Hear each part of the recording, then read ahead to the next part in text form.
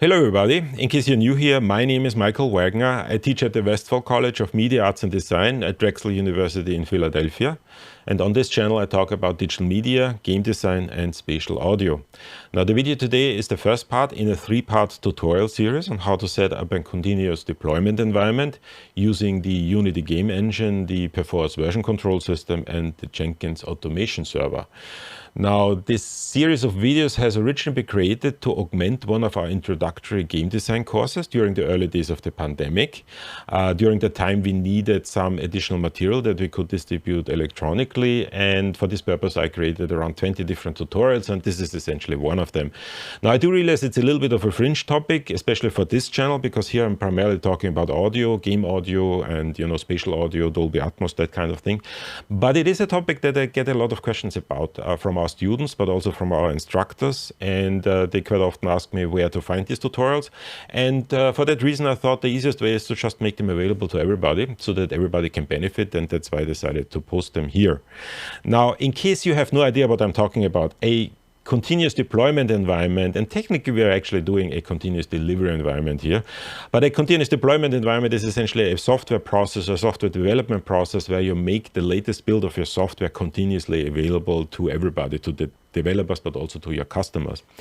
The way this differs from the way what is done previously is previously what people would do is the software developers would commit their code changes once a day, usually during the evening hours, and then during the night the system would essentially build out the latest version of the game so that the build is then available to everybody for testing the next day. Now, while this works fine, there are some inefficiencies there because you always have only one build per day. So what you're trying to do these days is to make this much more continuous, meaning that as soon as a software developer commits a code change to the system, the automation server picks up that code change and builds the latest build right there and right then, and makes that available to everybody so that the developers continuously have the latest build on their system. Now, there's a slight difference between what's called as continuous delivery and a continuous deployment. In continuous delivery, what you're doing is you're essentially making that build available to your developers. In a continuous deployment environment, you go one step further and make that build available to your customers as well. Now, how you're going to use that is completely up to you. The setup is completely the same. That's why essentially I'm talking about a continuous deployment environment here. But in a game environment, you might actually kind of more commonly hear the term continuous delivery environment. Now, before I get into the videos themselves, let me just make a couple of things clear. These videos have been created in the early days of the pandemic. That was in the spring of 2020. And that essentially means since then, some of the software might have been updated. Now, all the things that I'm talking about still work in exactly the same way, but you might see a different user interface or some changes in web pages and things like that. Don't let that distract you. The functionality is still exactly the same and everything works in exactly the same way. Now, the second thing I need to talk about is that the videos were created before I started this YouTube channel, so the quality of these videos is different to the way I'm doing it now. The videos are slightly more saturated and the audio is a little bit different. It's not worse or in any shape or form kind of less quality than I'm doing now. It's just different, so something to be aware of. And the final thing I need to talk is or point out is that in the original way our students were supposed to watch these videos, I had a slightly different order, and the reason for that is because we rely on the Perforce version control system, and our students actually have access to a version control to a Perforce server.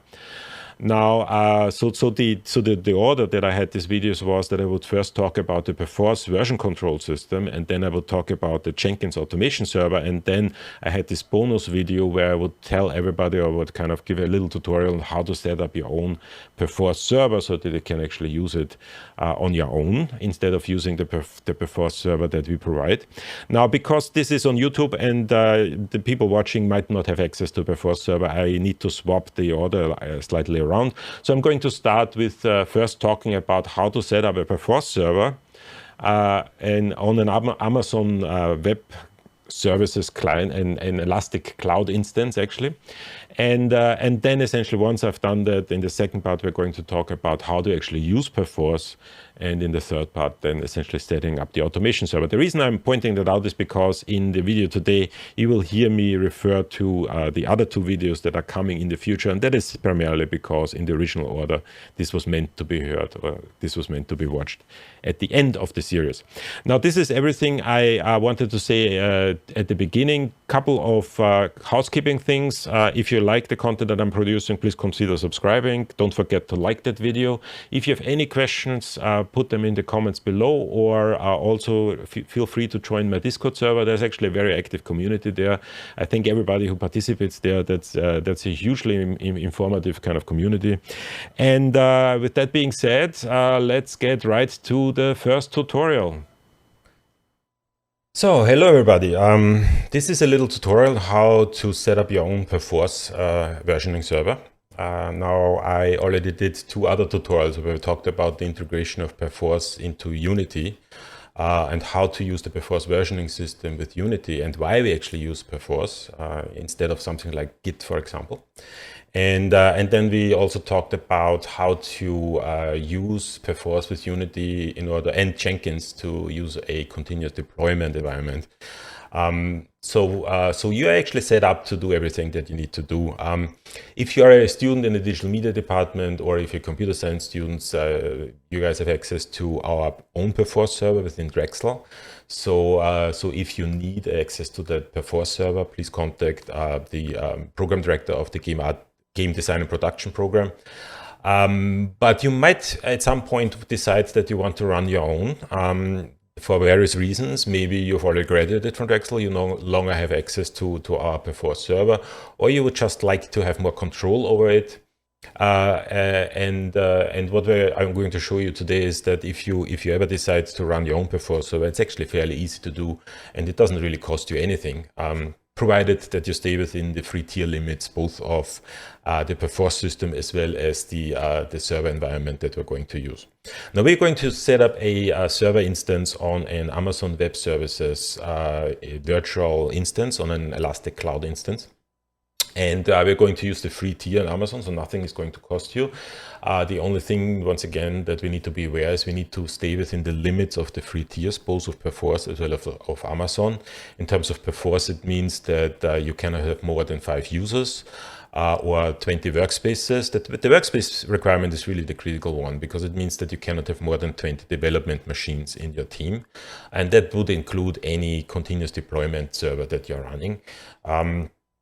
And on the Amazon Web Services side, there are certain limits that are less critical for the things we do, because the network traffic that we're going to have is not as huge as you would have for many other of the web services that you would use AWS for. And even if you go into a cost tier at Amazon, the costs are actually fairly low. So it's something that can be done easily and doesn't really cost that much, even if you go into the higher tiers. Now, there are a couple of tutorials online on how to do that. What I'm going to show you today is really what I find the easiest way and the simplest way to do to set it up, and it's just going to involve a couple of clicks, and we are going to be ready to go. Couple of things we need to do before we get started. The first thing is we need to have the Perforce client installed.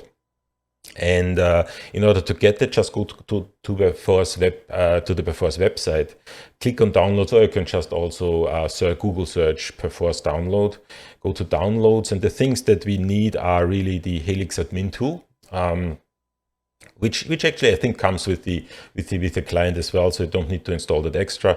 The Helix visual client, the P4V. Now, we've already used that when we use Perforce with Unity. Kind of if you're a little bit more command line oriented, you can also use the command line option if you want. But for most of us, I think the visual client is actually kind of the better choice, because it's a little bit more usable. And the one thing that we need in addition to that is the Helix Core server P4D. Now, we are going to set up the server on once again, an Elastic Cloud instance in the Amazon Web Services environment. That's going to be a Linux, a 64-bit Linux server. So what we need is we need to download the Linux version for Linux 64-bit. So we're going to download that. I'm not going to download it now. I already did that before. As soon as you press the download button, Perforce has the tendency to ask you for registration details, and you have to put it in every time you download it. So I'm not going to do that now. I already downloaded it. It's essentially here in my download directory, the Helix core server.tgz. So let's just unpack that and extract. So I'm going to extract it to a directory here, and the thing is sort of it's a tar file. That's a zip tar file. So 7-zip wants me to extract that twice, which is fine. So the thing that we are going to need is the P4D. That is sort of the server application. And at one point in the process, we need to transfer that file to the Amazon Web Instance. So in addition to everything that we already have, we also need an SFTP client that can connect to the Amazon Web Services. And there are many different versions and ways how you can do that. You could even do that directly in SSH. Depending on the system that you are, what I'm going to use is WinSCP, which is a free Windows file manager for FTP, and that can actually connect to the web services. If you're on a Mac, you could also use something like FileZilla. It works in exactly the same way. Once again, the main thing is it needs to be able to connect to our Amazon Web Services. And there's one more thing that I did, and just so that we can check our installation later on my main drive, I created the Perforce directory, which is going to serve as my Perforce workspace on this machine. And for testing purposes, I created a little test folder with a test file. There's really nothing in there. It's really just for testing, so that we can see that the server is actually working. And as I already said, I have the essentially P4V client installed and the P4 admin tool also installed. Okay, so so let's get right into it with that out of the way. So let me do one thing. Okay. So what we're going to use is we're going to use the Amazon Web Services, and if you've never used them before, they're really good in the sense that they allow you access to a lot of different tools, many of which you can use to some extent for free. And even if they're not free, there's usually kind of a trial period. If you have not yet set up an account for that, do so. I highly recommend kind of playing around with that. If you have not set up an account, you can simply set it up by going to the Amazon Web Services site and just create an account. Just be aware that this is not an instantaneous process, so it takes a little bit of time. I think it was a day or so until that account is created. Once it has been created, you can go into my account, and I'm going to simply go to the AWS Management Console. And in the AWS Management Console, I have all the tools that I have available to me. We are only going to use the Elastic Cloud here. So that is sort of an environment that allows me to set up virtual server instances. And that's very convenient, and we will see it's actually very easy to set up. So let's click on that. So we're going to launch one instance here. I currently don't have anything in there. There's just one security group. We're going to set up a separate one, but that's fine. So we're going to launch an instance here. And let me just go into launch instance. Now, there are many different options on how you can configure your server application. What I generally recommend, first of all and foremost, is to check the free tier only option to make sure that you're not accidentally selecting something that you have to pay for.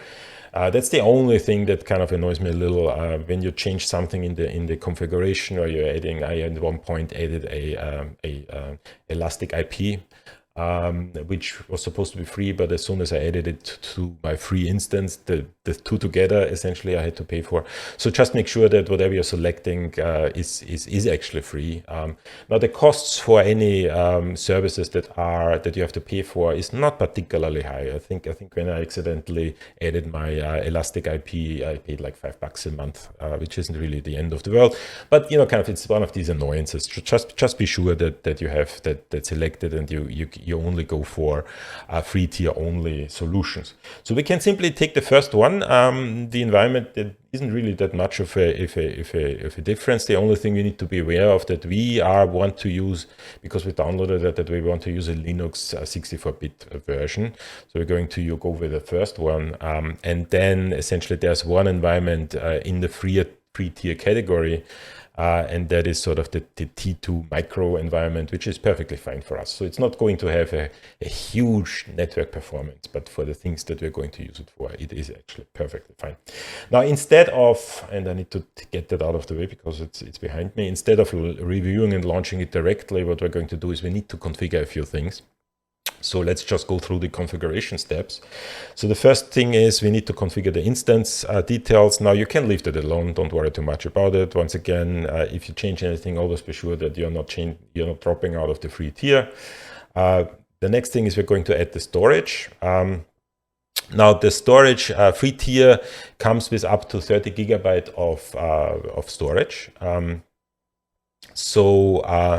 We can it is set up for 8 gigabyte. We can simply add that, change that to 30, so that still keeps us in the free tier environment.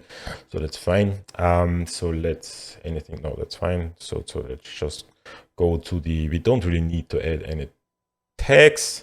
So the next thing is we need to essentially create a security group, and the way this works is that we need to tell the server what ports are open, who can connect. So it's sort of a firewall setting, really, that's what it is. We are going to first of all use the SSH port, obviously. That's the only way that we can communicate with our instance, but we actually need to add one additional port for Perforce. And so we're going to add one rule. It's going to be a custom TCP rule with the TCP protocol, and the port that we need to open is 1666. Oops, that's 16 too many. 1666. So that is the port that Perforce is going to use for communication. And then we also need to define where the computers are that can connect to that particular port. If you want to restrict it to a set of IPs that should have access to your Perforce server, you can do that. Now, for me, I usually travel and kind of I go around a lot, so I just leave that to anywhere. It's going to kind of complain that now I have opened up my port to anybody in the world, which in my case is fine. I'm not running a very particular critical application. It's just a test environment. If you are, however, working in a game that essentially you need to make sure that nobody can hack into, you might want to restrict that to that type of IPs, to that list of IPs that should have access to it. So it's going to give me a warning. Review and launch. Okay. So it just kind of tells me what exactly I have here. Everything is fine. So let's just launch. Now, before I can actually launch, I also need to specify how I'm going to connect to the instance. And the way this works with Amazon Web Services is that you need to have a security key pair. Now you can either bring your own key pair, or you can have the system create one for you. I'm going to create a new key pair, and I'm going to call it P4V key.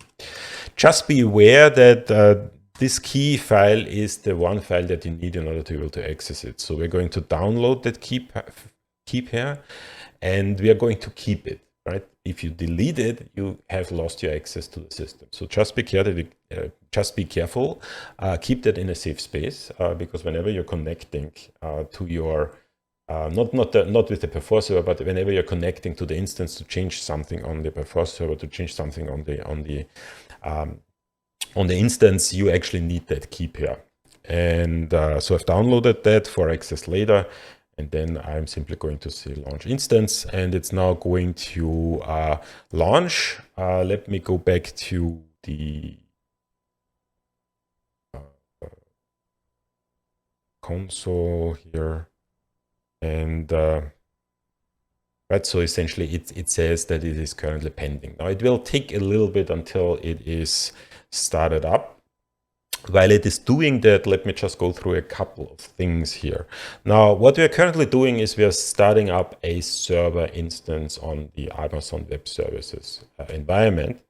That server instance is going to have a global IP. That global IP, public IP address, is listed here. So that is sort of the one that you can connect to. You can either use the IP address directly, or you can use the DNS entry. That's both is perfectly fine. So whenever we connect to that, we need to use that as our host IP. The second thing that you need to be aware is that this is a virtual environment. So as whenever we start it up again, it's going to generate a new IP. So when you stop that instance and start it up again, be aware that you also need to make sure that all your clients know that you now have a new IP address. So you need to change that everywhere. Usually that is not a problem. You know, you can keep that just keep that running, and it's very stable. Nothing really ever happens. I had that running for 2 months and it didn't really do anything. So you can just keep that running, but it's important to know that as soon as you stop it and restart it, it's going to get a new IP address. The other thing that you need to be aware of, that if you ever get to the point that you actually terminate it, you actually terminated it completely. So any data that's on there, it's going to be lost. So a termination means a complete destruction of everything that's on there. Now, what you can do is you can, for example, set a termination protection. So you can tell the system, I want to be double sure that whenever I give it the command to terminate that instance, I actually want to have an additional check. So I need to disable termination protection in order to be able to actually terminate. So you can simply set that, and that will ensure that the instance cannot be terminated, because once again, if you terminate it, everything that's on that instance is lost. So anything else? So that is running. So that is fine. So we are good. The next thing we need to do is we need to move our server application onto that instance, and then we need to start it, and then we need to connect to it and see if it's actually working. So those are really the things that we need to do. Yeah. One more thing: if you want to connect, there's a connect button here which gives you some information on how to connect. So you can either connect with an SSH client or some other things. Now, whenever you can install your own SSH client and then sort of configure it in such a way that it can connect to the Amazon instance. But if you're not really using it a lot, one thing that you can simply do is you can simply go for the Ec2 Instance Connect, which is just an SSH client that is within the browser. So if you do that, essentially you're connecting, and as you can see on the server, there currently isn't anything on there. So I essentially have this empty server, but I could, for example, create a directory. I'm actually going to use that. Let's call it Perforce, and that essentially means that I now have that directory, and we're going to put the Perforce application into that directory. Let's just keep that open, because we're going to need it in a second. And then essentially let's transfer our file from, where is it? Downloads from the Helix cursor, where the P4D file onto our instance. So in order to do that, let's launch WinSCP. And WinSCP essentially asks me to establish a connection. Couple of things that I need to do. So the first thing is I'm going to connect to this client here. Just copy that. And where's CP here? So that's the host name. Now, the username is always the same. So that is EC2-user. So that is the standard user without a password. However, in order to identify ourselves, what we need to do is we need to set up the key pair. So we need to go to the advanced section, and in the advanced section there is the SSH authentication. So that's essentially the one that we are going to use. So we click on Authentication, and essentially we need to select the private key file. That is the key file that we just downloaded from AWS.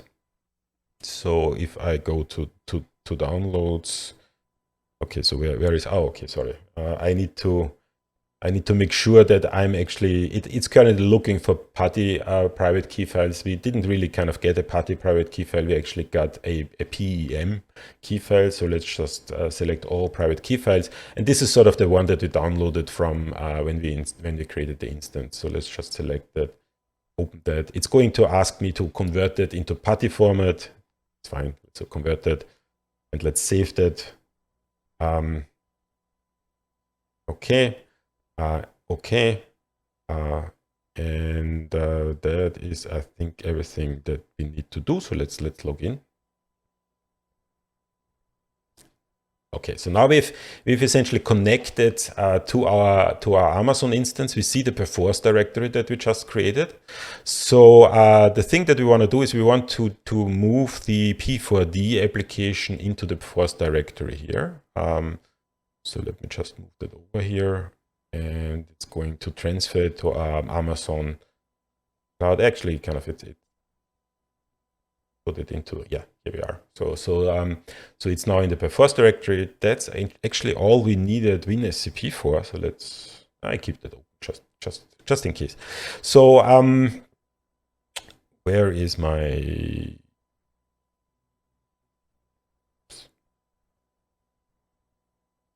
Oh, I closed it. It's fine. Connect. So we have the Perforce directory. That's the one that we created. And if we change into the Perforce directory, we now have the P4D application. Currently, it doesn't really know that it's an application. So there's one additional step that we need to do is we need to tell the system that that's actually an application that can be run. So we need to issue a change mod command, and we need to give it executable rights, P4D. As soon as we do that, it ends up being green. Green means that I can execute it, and now all I really need to do is I need to run it, P4D, and that's going to do all the things that I wanted to do, and it's going to start the server, and it's going to run the server, and that's really all I need to do on the instance. So by now the server should actually run. So I can simply close that. I actually don't need that. Well, actually, let's keep that open because I need the information on how to connect. Let's keep WinSCP open as well, just in case we still need it. So let me just see if that server is actually working. So the first thing I'm going to do is I'm going to open up P4admin. And it's sort of it remembered the connection that I had from when I kind of ran a test previously. Let me just copy that and essentially let's copy that here.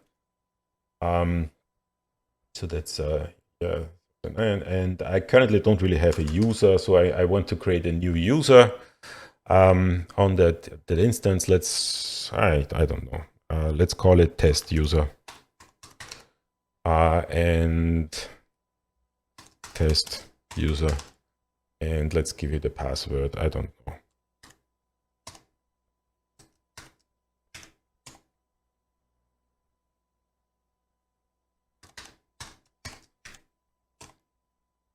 And I need to give it an email address. Let's use my Drexel email. That's fine. Okay, so I'm going to save and press OK. And if everything is running fine, I should now connect. It tells me you become the sole user, super user access. Yes, I want. And it's now connecting to the Perforce instance. So everything is working fine. So let's just set up the client. So let's open up the client. Same thing. I need to change once again, this is from a previous test that I ran, and that is test user. Well, actually, let me check. Yeah, there's a test user. And let's create a workspace. Now the workspaces in Perforce are with respect to the machine that you're in. So it is actually a good process or procedure, or kind of it's good to do to just keep the laptop, the computer name in the workspace name, so that they know what computer that workspace is connected to. And by the way, if you ever get to don't tick that, make sure that show dialog and startup is always ticked. The problem is if you untick that and you change your server and it kind of has a different IP, the P4V client goes into a continuous loop where it's trying to connect and it can't because the server is no longer here, but you have told it to not open that connection box, so it's going to continuously, and it's actually a little bit tricky to get out of that again. So just make sure that you have that open connection always shown. And let's say, okay, there's no such client. Sorry, I need to create a new workspace.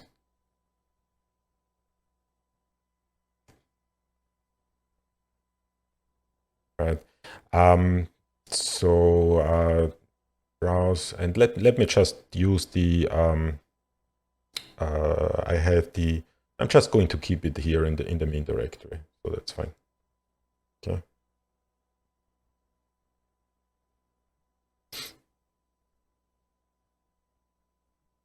No, actually I want to use that one. Okay. So okay.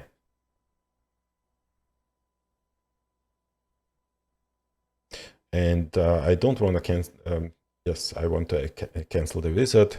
So so this is now a workspace. This is the depot on my server, and let's just see if I can actually do the things I need to do. So mark for add. Let's okay, and then essentially just check if the okay. So let's just submit that. Test. Right, and now it's in the depot, so everything is working fine.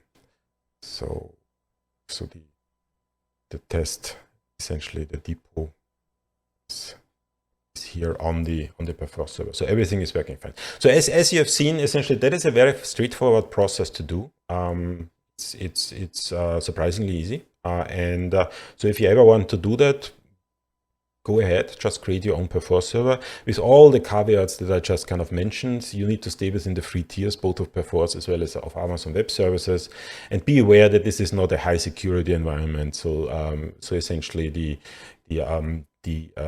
especially, you know, kind of make sure that you have everything backed up, because if the server instance is terminated on the Amazon Web Services, which once again, quite frankly, has never happened to me, but you know, kind of, you never know. So if that is terminated, essentially kind of all is lost. So make sure that you have everything set up and doubly checked. But for student projects or kind of little projects that you do on the side, this is perfectly fine, perfectly workable, and it actually kind of is very convenient to use, and best of all, it is free. So that is pretty much everything I wanted to say with respect to setting up your own Perforce server. If you have any questions, once again, drop me a note. And other than that, see you at the next tutorial.